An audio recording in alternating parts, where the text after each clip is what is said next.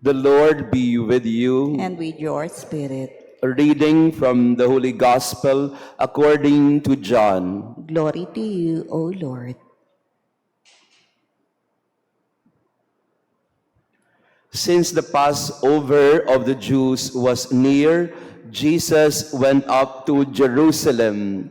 He found in the temple area those who sold oxen, sheep, and doves, as well as the money changers seated there. He made a whip out of cords and drove them all out of the temple area with the sheep and oxen, and spilled the coins of the money changers and overturned their tables. And to those who sold doves he said, "Take these out of here and stop making my Father's house a marketplace." His disciples recalled the words of Scripture, "Zeal for your house will consume me." At this the Jews answered and said to him, "What sign can you show us for doing this?" Jesus answered and said to them, "Destroy this temple, and in 3 days I will raise it up." The Jews said, "This temple has been under construction for 46 years, and you will raise it up in 3 days?" But he was speaking about the temple of his body. Therefore, when he was raised from the dead, his disciples remembered that he had said this, and they came to believe the Scripture and the word Jesus had spoken. While he was in Jerusalem for the feast of Passover, many began to believe in his name when they saw the signs he was doing. But Jesus would not trust himself to them because he knew them all and did not need anyone to testify about human nature. He himself understood it well. The Gospel of the Lord. Praise to you, Lord Jesus Christ. Please be seated. Praise be Jesus Christ. Now and forever. Laudetur Jesus Christus. Semper Semper laudetur. Laudetur. Again, just in case you don't know it yet, we're trying to promote this ancient Christian greeting of praising the name of Jesus. Again, as I have been explaining, because the name of Jesus is the most powerful name that you can invoke so that you can be spared from any harm, or that you may be given the strength, inspiration, clarity of mind that you need every day. So pag kayo po ay medyo kinakabahan, natatakot, naguguluhan, just say this: praise be the name of Jesus Christ. Praise be Jesus Christ, now and forever. Maliwanag po yun? Kasi po may mga nagtatanong pa rin hanggang ngayon na, "Father, why do you start your reflection with that greeting?" Because this is an ancient greeting, and this is a powerful invocation of the name of Jesus. Amen? Ulitin natin, praise be Jesus Christ. Now and forever. Very good, children. Ngayon, tayo po ay pupunta na sa ika-11 na stasyon ng Kwaresma. Again, if you've been following us, beginning Ash Wednesday, we have started a list of 40 stations of Lent. Again, for the sake of others who are not familiar with this, statio, ang ibig sabihin po nito ay pagtigil. Kaya ngayon pong panahon ng Kwaresma, kung kayo po ay mag-estasyon ng krus, halimbawa dito sa loob ng simbahan, meron tayong 14 stations of the cross. And usually during the Lenten season, kayo po ay iikot sa mga simbahan, visita iglesia and all that, and you will make or perform your prayer stations of the cross. The essence of the stations of the cross is about the stopping, not the prayer itself.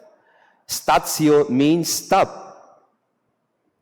Kaya pag sinabi mong the first station, Yun ang stasyon na titigil ka. Stand, statio. Yan. So yun po ang ibig sabihin. Kaya ang Station of the Cross, hindi dapat minamadali, hindi dapat tayo na para nag-uunahan, nag-aabulan. Make it a point that when you do your visita iglesia or your Stations of the Cross, the most important part of the prayer is when you stop and in silence you pray. Again, amen po ba? Ayan, nagpapaliwanag po ako. Wala pa ako sa sermon, nagpapaliwanag pa lang tayo. So, we now move to the 19th station. Ang bilis ng panahon. Pang-19 na po tayong tigil, ngayong 3 linggo ng Kwaresma, at pagnilayan natin ng napakagandang larawang binigay ni Jesus sa ating ebanghelyo ngayon. My Father's house. Stop making my Father's house a marketplace. At ang sabi ng mga tao, sabi ng mga alagad niya, zeal for your house will consume me. They saw the passion of Jesus for the house of his Father. Zeal for the Father's house will consume me. Si Jesus po ay hindi po taga Jerusalem. Taga Nazareth po siya. Kung nandito po kayo kahapon when we were doing our Bible study and encounter, ito po yung piniliwanag ko kahapon. So if you want a more thorough explanation of this, you go back to yesterday's Bible encounter or SMG word. But for now, si Jesus po ay taga Nazareth. And Nazareth is some 150 kilometers away from Jerusalem. And Jerusalem is where the temple is located. Nandito yung templo. Kaya once a year, according to John, once a year, Jesus would go up to Jerusalem to visit the temple and to partake in the feasts in Jerusalem. In our gospel today, it's the feast of the Passover. So dalaw ulit siya sa templo, simbahan, or sa ating panahon, basilica, or shrine, or cathedral. So punta siya sa templo at nakita niya na napakaraming nagnenegosyo sa templo. Nainis si Jesus, naggalit siya, kasi sa loob-loob niya, bahay dalanginan ito. Bahay ng tatay ko to, bahay ng Diyos ito. Anong ginagawa niyong negosyo sa loob? Bakit nagtitinda kayo ng mga kung ano-ano? Nagpapalitan pa ng mga pera. Meron pang exchange of money in the temple. At sabi ni Jesus, hindi pwede yan. And so, he turned over the tables of the money changers. Pinaalis na yung mga hayop na nandun sa loob ng templo, pati na yung mga nagnenegosyo. Kaya nagalit sa kanya yung mga punong bayan at mga namamahala ng templo kasi pinapakialaman ni Jesus ang kanilang negosyo. Yun po yung trigger kung bakit si Jesus ay hinuli at nasentensyahan. According to the synoptics in Matthew, Mark, and Luke, the trigger for the execution of Jesus is not the miracles he performed. The trigger for his arrest and eventual execution is that when he overturned the tables in the temple. Kasi sabi ng mga taga-Jerusalem, ay mukhang napapakailaman na tayo nito Mukhang delikado negosyo natin nito Ayun. And so they conspired against Jesus, plotted against him because Jesus was a threat to their business. So yun yung trigger, bakit po siya hinuli at sinentensyahan. And in Matthew, Mark, and Luke, this happened in his last pilgrimage to Jerusalem. Kakaiba po kay St. John, kasi sa Gospel of St. John, the cleansing of the temple happened in the beginning. John chapter 2. Again, if you were with us yesterday, pinaliwanag ko po extensively ito. Pero for your sake, for our sake, in Matthew, Mark, and Luke, nilagay nila yung kwento ng cleansing of the temple sa dulo. Holy Week. after his entry to Jerusalem, in the triumphant entry to Jerusalem, around Holy Monday, doon nila nilagay yung kwento ng cleansing of the temple. Kasi after that cleansing, magkaplano sila, pahuhuli nila. And then Friday, papatayin nila. Si St. John, the Gospel of St. John, does not follow that storyline. Saan niya nilagay yung kwento ng cleansing of the temple? Sa start, sa simula. Hindi sa dulo. Sa simula pa lang. Why? Because the intention of St. John when he wrote his gospel is so that he can tell the story of Jesus as having only one passion in his heart. Passion for his Father and passion to protect his Father's house. That's the storyline and narrative of St. John. Why in chapter 2, he put here the cleansing of the temple instead of putting this story at the end. Because he wanted his readers to realize, nagpa-Bible study po tayo, pasensya na po. He wanted his readers to right away, right off the bat, understand that Jesus came here to obey the will of his Father, and the passion of Jesus is to defend and protect his Father's house. Which eventually, he will explain to the people, the Father's house will no longer be the temple made of stone, but the temple of his body that will be destroyed, but will raise up and will be raised up in 3 days. Ayan, pasensya na po kung tayo ay medyo nagpapaliwanag ng konti. Hindi po ho ito sermon ulit. Introduction pa lang ito. Okay pa ho kayo?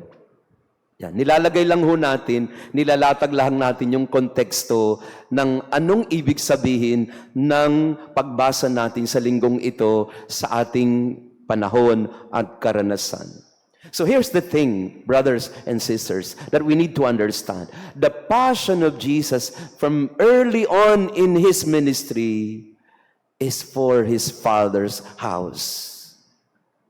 Protecting his Father's house. That was his single intent. Malinaw sa kanya yon, and it will cost him his life later on. Defending his house.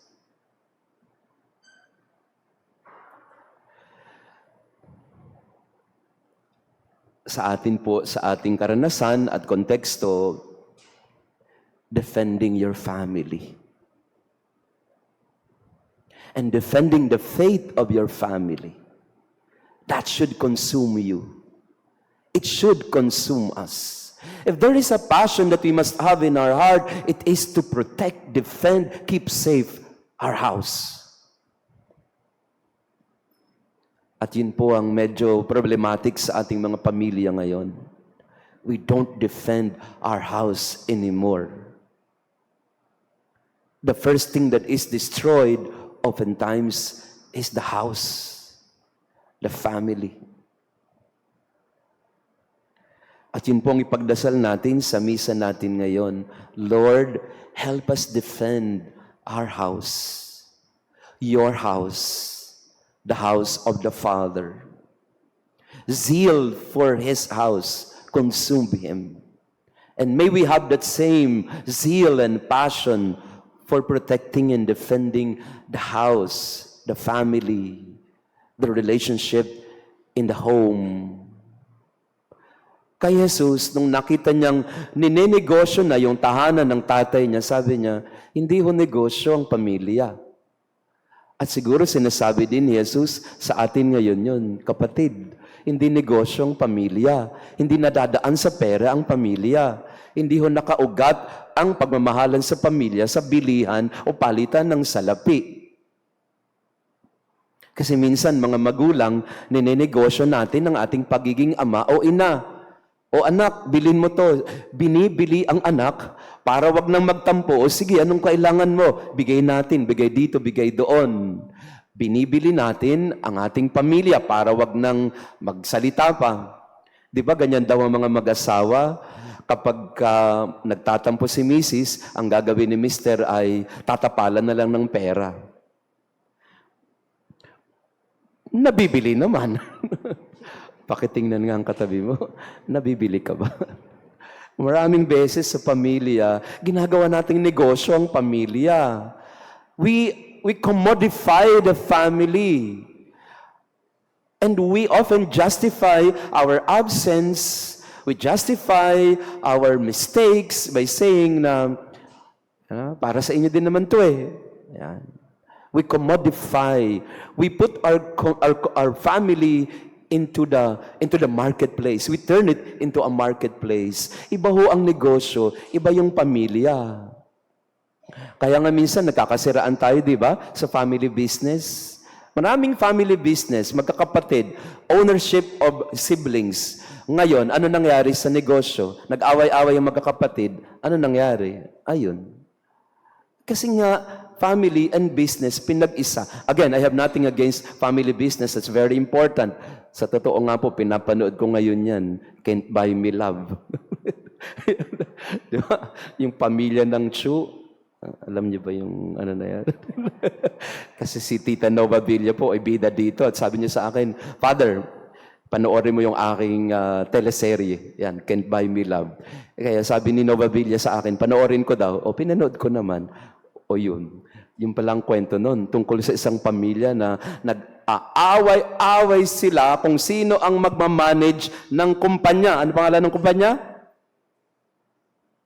Oy, nahuli ko si nanay. GLC. Ayan. So, minsan, ginagawa nating negosyo ang pamilya. Hindi po. At yun ang sinasabi ni Jesus, stop making my Father's house into a marketplace because the family is sacred. The house is sacred. Money should not be the dominant currency in the family. And what is family about? It is love. It is worship. It is sanctity. It is protecting the family at all costs so that we can worship in a new way. And what is the new way of worship?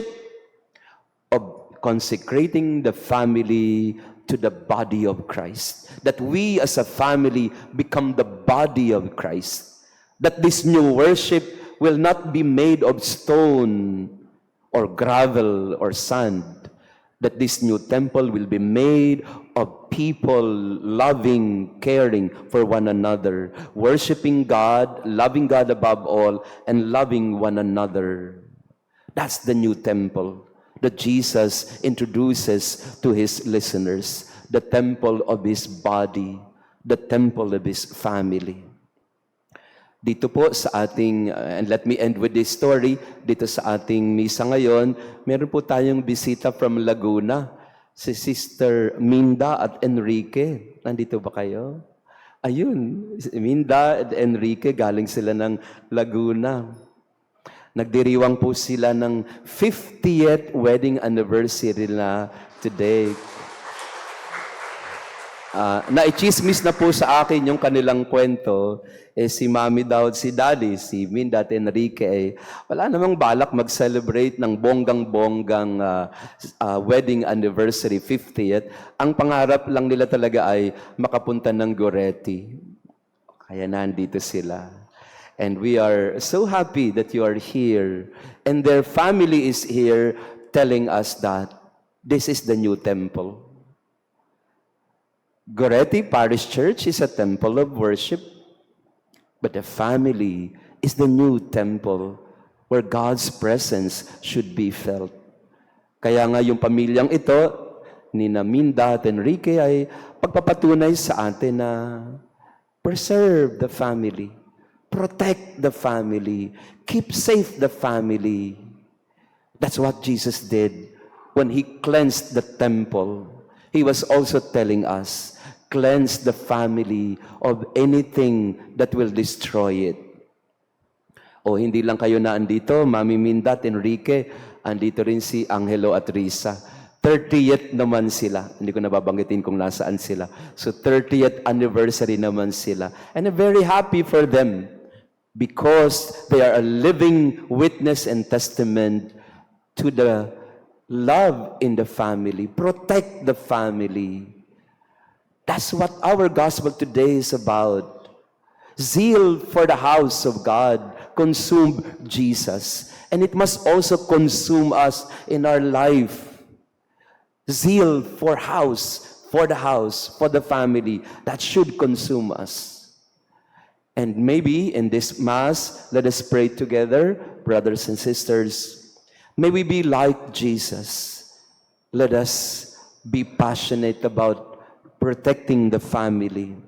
Let us have that zeal and passion for the house of the Father, that love of God, that the love of God may reign in our Father's house.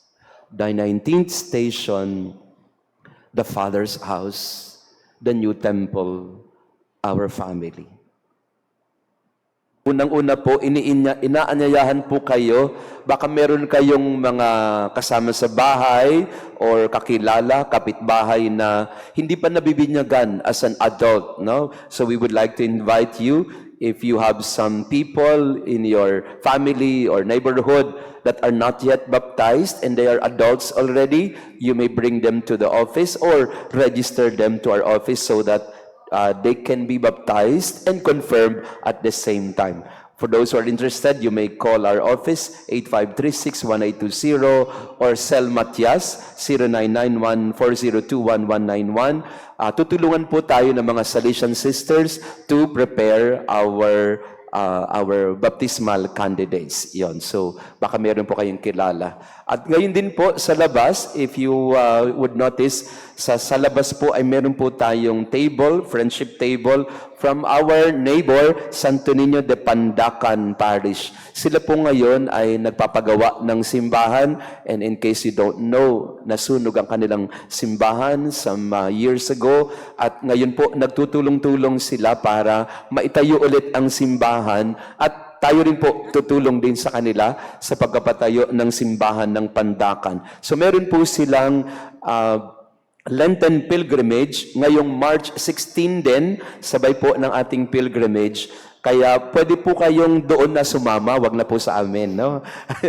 O kaya pwede po kayong doon ay sumama sa kanilang bisita iglesia na gagawin naman sa Laguna at sa Rizal. Ang lahat ng malilikom po ay mapupunta sa pagpapagawa ng kanilang simbahan. So, if you're interested po to join the Pandacan Lenten Pilgrimage, Santo Niño de Pandacan, nandun po sa likod ang kanilang table. At sana po ay suportahan natin ang ating kapitbahay na simbahan. Yung atin naman pong pilgrimage, ang counting proceeds po nun, ibibigay din po natin sa kanila. No? Kasi magtutulong-tulungan po tayo para sa pagpapatayo ng simbahan, ang tahanan ng Diyos. Maraming salamat po, at sana ay announcement sa ating March 16 pilgrimage. Aalis po tayo dito ng alas 6 ng umaga. Kasi na po tayo, more than 700 na po tayo. Hindi ko na alam paano kayo ilalagay sa mga bus, pero yan, maaga po tayong aalis at tayo po ay mag-imisa na lang sa isang simbahan na ating pupuntahan. That's March 16, the Lenten pilgrimage of our parish. Kasabay din ng sa Santo Niño de Pandacan. Sila naman ay sa Laguna, tayo ay sa Antipolo. At gayon din, meron din po tayong Lenten Recollection. March 23 naman po ito, alas 6 ng gabi, after our 5 p.m. Mass. Ito po ay tinawag nating Turning Trauma into Triumph. I'll try to explore what are traumas in our life, what are the impacts, or what is the impact of trauma in our life, and how can we turn it around. And the cross of Jesus can help us towards healing of our traumas. That's March 23, Saturday po yun, after our 5 p.m. Palm Sunday anticipated Mass. Yan. At meron na, magsitayo po tayo. Meron din tayong retreat, no? Kung gusto nyo mas mahaba, meron din tayong retreat, March 22, 23, 24. Dito rin po sa Payo Center yon, and I will facilitate the retreat as well, together with Father Mark. Now, kung gusto po ninyo na mas mahabang retreat or pagninilay ngayong panahon ng Kwaresma. May I invite all the birthday celebrants for the month of March to come forward for the blessing of birthday celebrants. Gayun din po ang mga nagdiriwang ng wedding anniversary din, pwede rin pong lumapit sa harapan para sa pagbabasbas. Bow your head and pray for God's blessing. Lord, I ask you to bless our birthday celebrants for the month of March, as well as the couples who are celebrating their wedding anniversary this month. I ask you to shower upon them the abundance of your kindness and generosity and love. We ask you, Lord, to protect them, keep them safe, provide for their needs, and always give them good health and joy in their hearts and their families. The Father, the Son, and the Holy Spirit. The Lord be with you. And with your spirit. And may our loving God bless you and your family, the Father, the Son, and the Holy Spirit. Amen. Our Mass has been offered. Go in peace to love and serve the Lord. Thanks be to God.